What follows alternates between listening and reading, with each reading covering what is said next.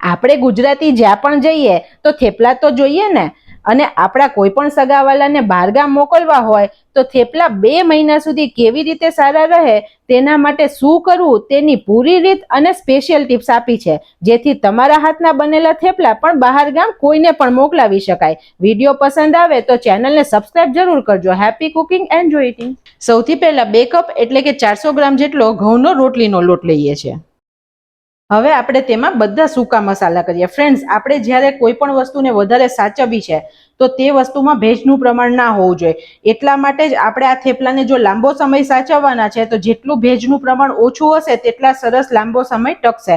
અત્યારે 2 પિંચ જેટલી હિંગ એડ કરું છું. હવે આપણે 1.5 ચમચી જેટલું લાલ મરચું એડ કરીએ છીએ. આ 1/4 ચમચી જેટલી હળદર એડ કરું છું.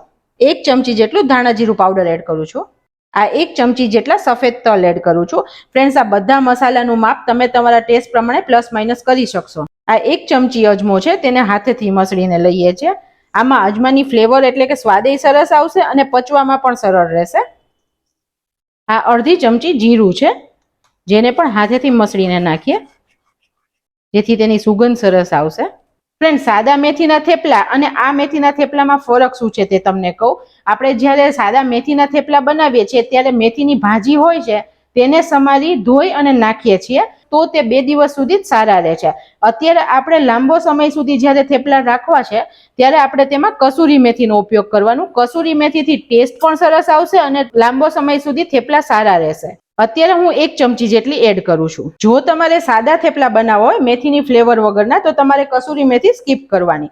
અને જો તમને લસણવાળા મેથીના થેપલા ભાવતા હોય ફ્રેન્ડ્સ તો તમારે અહીંયા લસણનો પાવડર એડ કરવાનો. હવે આપણે 1 ચમચી મીઠું એડ કરીએ છીએ. આપણે જ્યારે મેથીના થેપલા બનાવીએ છીએ ત્યારે ફ્રેન્ડ્સ આદુ મરચાની પેસ્ટ ઉમેરીએ છીએ. તો અત્યારે આપણે આદુ નહીં વાપરતા, અત્યારે આપણે સૂઠ પાવડર વાપરીએ છીએ, જે મેં અત્યારે અડધી ચમચી નાની જેટલો લીધેલો છે તે એડ કરું છું. આનાથી ફ્લેવર સરસ આવશે અને ટેસ્ટ પણ સારો લાગશે.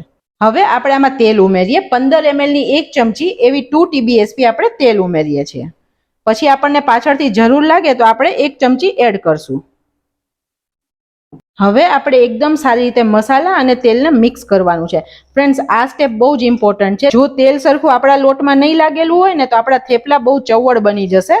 તો આપણે આ સ્ટેપ હંમેશા સરખું કરવાનું. બધો મસાલો આપણે સરસ આવી રીતે મસળીને મિક્સ કરીએ છીએ. હજી હું બીજું અડધી ચમચી જેટલું તેલ એડ કરું છું. આપણે આવું થોડું ભૂકા જેવું લાગે ને તેવું ટેક્સચર આવે તેટલું આપણે તેલ એડ કરવાનું. જો ફ્રેન્ડ્સ આમાં આપણે બહુ મુઠ્ઠી પડતું મોણ લેશું ને તો આપણા થેપલા છે તે બની જશે ને પછી ખાવામાં બહુ તેલ વાળા અને બહુ સોગી લાગશે. તેથી તેલ બહુ આનાથી વધારે નાખવાની જરૂર નથી. અત્યારે મેં 1 ગ્લાસ પાણી લીધું છે. હું તમને લોટ બાંધીને કહીશ કે મેં કેટલું પાણી વાપર્યું. આપણે હાથમાં થોડું પાણી લેતા જઈને લોટ બાંધી 1 સામટું આપણે પાણી નહીં નાખી દઈએ. ફ્રેન્ડ્સ, આમાં આપણે દહીં પણ નથી એડ કરવાનું. દહીં એડ કરવાથી ફ્રેન્ડ્સ બહુ લાંબા સમય સુધી આપણા થેપલા સારા નથી રહેતા. ફ્રેન્ડ્સ, જો આપણે દહીં આમાં એડ કરશું ને તો જ્યારે આપણે 3 થી 4 દિવસ પછી થેપલા ખાઈએ ને ત્યારે ખટાશવાળા થેપલા હોય તેવું આપણને સ્વાદમાં લાગે છે. તેથી આપણે એડ નથી કરતા. આપણો લોટ હવે બંધાઈ ગયો છે. હું તમને ટેક્સચર બતાવું. આપણો લોટ અત્યારે આટલો સોફ્ટ છે. રોટલીથી સ્લાઇડ જ કઠણ લોટ છે અને પરોઠાથી ઘણો ઢીલો લોટ છે. એવો લોટ આપણે તૈયાર કર્યો છે. અત્યારે મારે આટલો લોટ તૈયાર કરતા 2 થી 3 ચમચી જેટલું પાણી જ બચ્યું છે. હવે આ લોટને આપણે 10 મિનિટ માટે રેસ્ટ આપીએ. રેસ્ટ આપશું તેથી આપણો લોટ બહુ જ સરસ પાણી પી અને સોફ્ટ થશે અને થેપલા બહુ જ ટેક્સચરમાં મસ્ત બનશે. હવે આપણે લોટ ખોલીને જોઈએ. આપણો લોટ સરસ સોફ્ટ થઈ ગયો છે. આપણે અડધી ચમચી જેટલું તેલ લઈએ છીએ અને તેને કેળવી લઈએ. ફ્રેન્ડ્સ, આપણે આ લોટને સરખો મસળવાનો. જેટલો લોટ સરસ મસળેલો હશે ને તેટલા આપણા થેપલા મસ્ત બનશે. આપણે આ લોટના લુવા બનાવી લઈએ. આપણે અત્યારે લોટનું જે માપ લીધું તેનાથી આપણા 22 થેપલા બનીને રેડી થશે. હવે જો તમારે આનાથી વધારે થેપલા બનાવવા છે તો આ બધું જ માપ ડબલ કરશો તો 44 એટલે કે 44 થેપલા બનશે. હવે આપણે આના ગોળણા બનાવી દઈએ. હવે આપણે લુવા બનાવી લીધા છે, તેને ઢાંકીને રાખવાના, નહીં તો હવાને લીધે આ સુકાતા જશે અને આપણા થેપલા થોડા કડક થઈ જશે. હવે એક મોસ્ટ ઇમ્પોર્ટન્ટ વાત કહું ફ્રેન્ડ્સ. આપણે થેપલા માટે જે અટામણ લેશું એટલે કે આપણે જેમાં લૂ બોળી અને પછી વણશું તે લોટ આપણે હંમેશા ઘઉંનો વાપરીએ છીએ. ઘઉંનો લોટ વાપરો અને જો અટામણ વધારે થઈ ગયું ને ફ્રેન્ડ્સ તો આપણા થેપલા પછી બન્યા પછી ચવડ થઈ જાય. તો તે ચવડ ના થાય તેની માટે હંમેશા આપણે થેપલા વણવા માટે ચોખાના લોટના અટામણનો ઉપયોગ કરવાનો. તો થેપલા બહુ જ સરસ બને છે અને બિલકુલ ચવડ નથી થતા. હવે બીજી મહત્વની વાત કહું, આપણે જ્યારે થેપલા શેકીએ ત્યારે આપણે અત્યારે લોખંડના તવાનો ઉપયોગ કરવાનો છે. લોખંડના તવામાં જ્યારે આપણે થેપલું શેકીએ ને ત્યારે તેનો સ્વાદ પણ સરસ આવે અને તે લાંબો સમય સુધી સોફ્ટ રહે. આપણે નોનસ્ટિકમાં થેપલું શેકીએ ને તો તે ગોલ્ડન કલરનું શેકાય સરસ, પણ તે પાછળથી ચવળ થતું જાય છે. તો આપણે ક્યારેય થેપલા કે પરોઠા બનાવવા માટે નોનસ્ટિકનો ઉપયોગ નહીં કરવાનો. આપણે અત્યારે લોઢી ગરમ થવા મૂકી છે અને ગેસની ફ્લેમ અત્યારે સ્લો રાખી છે. હવે આપણે થેપલું વણી લઈએ. આ થેપલું આપણે હંમેશા પતલું બનાવવાનું છે, બહુ જાડું થેપલું નથી રાખવાનું. ચોખાનો લોટ લીધો છે ફ્રેન્ડ્સ અટામણમાં, તો એકદમ સહેલાઈથી સરસ વણાઈ પણ જાય છે, તમે જોઈ શકો છો. હવે આપણી તવી ગરમ થઈ ગઈ છે, આપણે થેપલું અંદર નાખીએ છીએ. અત્યારે મીડિયમ ગેસની ફ્લેમ છે. હવે આપણું થેપલું એક સાઈડ થઈ ગયું છે, બીજી સાઈડ પણ થોડું થાય પછી આપણે તેલ મૂકીને તેને શેકીએ. આપણી કિનારી કોરી ના રહે તે રીતે તેલ લગાડવાનું, તેથી કિનારીથી પણ કડક ના થઈ જાય. હવે આપણે ફેરવી લઈએ. આ થેપલાને આપણે પૂરું સરસ શેકવાનું. જો આ થેપલામાં કચાશ રહેશે ને ફ્રેન્ડ્સ તો તે લાંબો સમય નહીં ટકે. ફ્રેન્ડ્સ આપણે પાણીથી લોટ બાંધ્યો છે, તો પાણીનું મોઇસ્ચર પણ પૂરું શોષાઈ જવું જોઈએ.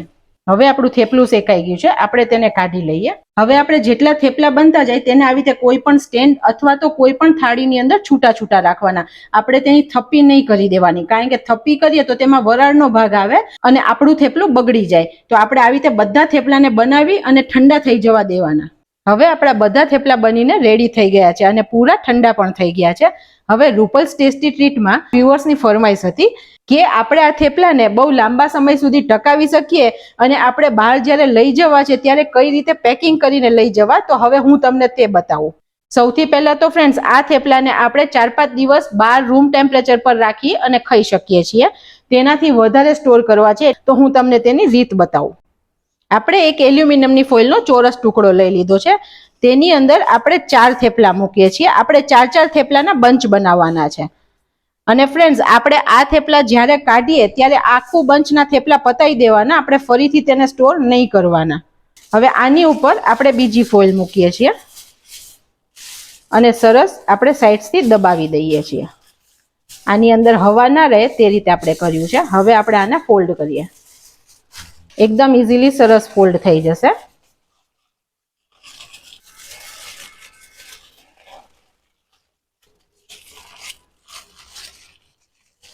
હવે આપણે આ થેપલાના બંચને આવી રીતે કોઈ પણ ઝીપલોક થેલી અથવા બેગ તમારી પાસે હોય તેની અંદર મૂકવાનું. હવે આપણે આમ દબાવી અને હવા કાઢવાની છે અને એક સાઈડથી આપણે સીલ કરીએ છીએ આને. સ્ટ્રોથી આપણે હવા ખેંચી લેવાની છે જેથી અંદરની બધી જ હવા બહાર આવી જશે. તમે જોઈ શકો છો સરસ રીતે આપણું સીલ થઈ ગયું છે. હવે આપણે આ પોકેટને ફ્રીઝમાં 1 મહિના સુધી અને ફ્રીઝરમાં મૂકો ફ્રેન્ડ્સ તો 2 મહિના સુધી આ થેપલાને આપણે સ્ટોર કરી શકીએ છીએ. હવે ફ્રેન્ડ્સ આ થેપલાને આપણે 1.5 થી 2 મહિના સુધી સાચવવા છે તો તેના 2 રસ્તા છે. પહેલું કે તમે આવી રીતે પેક કરો છો અને તમારે જ્યાં પણ પહોંચાડવાનું છે ત્યાં 5 દિવસની અંદર જો પહોંચી જાય અને પછી તે જગ્યાએ તે પોતાના ફ્રીઝ અથવા ફ્રીઝરમાં સ્ટોર કરશે તો એ 1-1.5 મહિના સુધી સારા રહેશે. અને બીજો રસ્તો કે જો પહોંચતા વાર લાગવાની છે તો તમારે આને વેક્યુમ પેક કરવાનું. કોઈ પણ ગૃહ ઉદ્યોગમાં વેક્યુમ પેકિંગ કરી જ આપતા હોય છે, તો તમે તે કરાવશો તો એકદમ ફ્રેશ થેપલા તમને જ્યાં પહોંચાડવા હશે ત્યાં પહોંચી જશે. બીજું વેક્યુમ પેકના ફ્રેન્ડ્સ મશીન પણ આવે છે, તો તમારે હંમેશા માટે જોતું હોય તો તમે ઘરે તે વસાવી પણ શકો છો.